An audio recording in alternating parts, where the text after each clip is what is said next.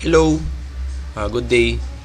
Meron lang kasi ako napansin sa Facebook, Friendster, kahit anong mga networking na para makahanap ng friends. Bakit kaya lagi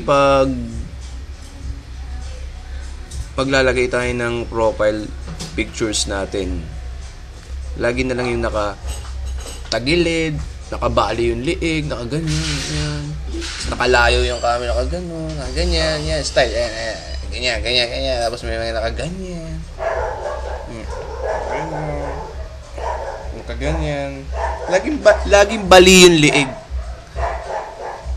Hindi ba tayo makapagpa-picture ng normal? Ganyan. Simple lang, yung nakaharap na ganyan, konting sabi na ganyan. Hindi yung masyadong bali yung liig. Hindi masyado yung obvious na talagang nagpa-picture ka.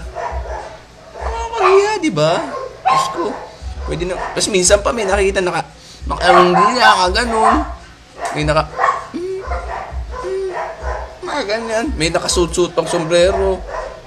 Pwede bang maayos na picture? Sabihin na natin na sarili, yan eh. Pero siyempre, di ba, common sense. Mukha ka namang abnormal, mukha ka may epilepsy.